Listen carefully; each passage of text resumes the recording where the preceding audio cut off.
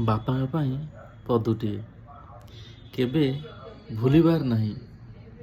ବାପାଙ୍କ ସହ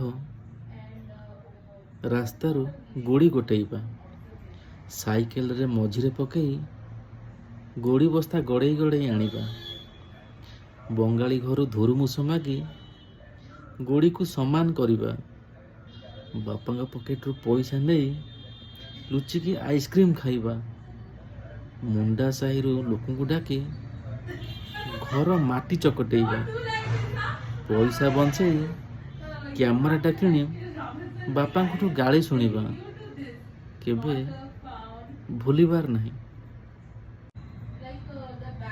କୂଅରେ ବାଲ୍ଟି ପଡ଼ିଗଲେ ପଡ଼ିଶା ଘରୁ ବିଲେଇ କଣ୍ଟା ଆଣିବା, ବାପାଙ୍କ ଧୋତି ଗାମୁଛା ଅଷ୍ଟପ୍ରହରୀ ଟାଙ୍କିରେ ସଫା କରିବା, ସୁନାମି ବେଳେ ବାପା ସହ କଟା ଗଛ ଆଣିବା, ଦରକାର ବେଳେ ବାଡ଼ରେ କାମେଡ଼ା ବାନ୍ଧିବା, ସନ୍ଧ୍ୟାବେଳେ ବାପାଙ୍କ ପାଇଁ ବରା ଦିଟା ଆଣିବା, ବାପାଙ୍କ ସହ ହାଟକୁ ଯିବା, ବାପାଙ୍କ ପାଖେ ବସି ଖାଇବା, ଚାଉଳବାଲାକୁ ଡାକି ଚାଉଳ ଓଜନ କରେଇବା, ବାପାଙ୍କ ସାମ୍ନାରେ ଚା କପ୍ ଫୋପାଡ଼ି ଦେବା ଆଉ ବାପା ନୀରବ ରହିବା, ବାଲକୋନିରେ ବାପାଙ୍କ ଗୋଡ଼ ମୋଡ଼ିଦେବା, ବଡ଼ ହେଲା ପରେ ବାପାଙ୍କ କଥାକୁ ଆଡ଼େଇ ଦେବା ଆଉ ବାପାଙ୍କ କହିଥିବା କଥାକୁ ସବୁବେଳେ ମନେ ରଖିବା,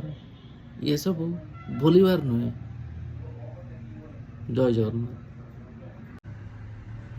ବାପା ଘରେ ଏକା ଥିଲାବେଳେ ତାଙ୍କ ସହ ଯୁକ୍ତି କରିବା, ବିଭିନ୍ନ କଥା କହି ଥଟ୍ଟା ମଜା କରିବା, ହୋଟେଲରେ ମାଛ ଝୋଳ ଖାଇ ହୋଟେଲବାଲାକୁ ଗାଳି କରିବା, ସୁନା ଦୋକାନରେ ଦୋକାନୀ ସହ ସୁନା ପଥର ଉପରେ ଯୁକ୍ତି କରିବା ଆଉ ବାପାଙ୍କ ଅଭିମାନକୁ ଆଦରରେ ସହିଯିବା, ଏସବୁ ଭୁଲିବାର ନାହିଁ।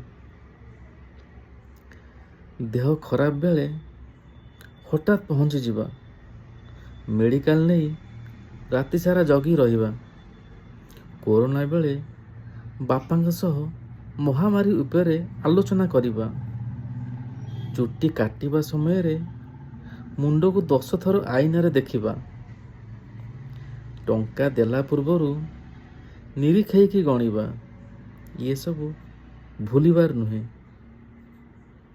କ୍ରିକେଟ ଖେଳିଲା ବେଳେ ସାମ୍ନାରେ ବାପାଙ୍କୁ ଭେଟିବା, କ୍ରିକେଟ ପ୍ୟାଡ୍ ପିନ୍ଧି କାଜୁ ଜଙ୍ଗଲରେ ଲୁଚିଯିବା, ବାପାଙ୍କ ପାଇଁ ଭଲ ପୁଅ ହେଇକି ରହିବା ଆଉ ବାପା ନଥିଲା ବେଳେ ଘରୁ ଶୀଘ୍ର ଦୌଡ଼ି ପଳେଇବା, ଏସବୁ ଭୁଲିବାର ନୁହେଁ। ବାପାଙ୍କର ଗାଳି ଶୁଣିବା, ଗାଳି ଶୁଣି ଘରେ ଲୁଚି ବସିବା, ପଢ଼ିବା ନାଁରେ କାଠି ଖେଳ ଖେଳିବା, ଘଣ୍ଟାଏ ନ ପଢ଼ି ବହି ଧରି ଢୁଳେଇବା ଆଉ ବାପା ଆସିଲେ ପଢ଼ିବାର ଅଭିନୟ କରିବା, ଏସବୁ ଭୁଲିବାର ନୁହେଁ। ବାପାଙ୍କ ସହ ଉଡ଼ାଜାହାଜରେ ଯାତ୍ରା କରିବା, ବାପାଙ୍କୁ ତାଙ୍କ ଅତୀତ ବିଷୟରେ ପଚାରିବା, ସକାଳୁ ସକାଳୁ ବାପାଙ୍କ ରକ୍ତ ପରୀକ୍ଷା ପାଇଁ ରକ୍ତ ନେବା, ବାପା ତାଙ୍କୁ ରାଗ ନଜରରେ ଦେଖିବା, ରକ୍ତ ନେବା ପାଇଁ ବହୁ ଜାଗାରେ ଛୁଞ୍ଚି ଫୋଡ଼ିବା ଆଉ ବାପା ହିନ୍ଦୀ ଲୋକକୁ ଓଡ଼ିଆରେ ଗାଳି କରିବା, ଏସବୁ ଭୁଲିବାର ନୁହେଁ। ଜୟ ଜଗନ୍ନାଥ।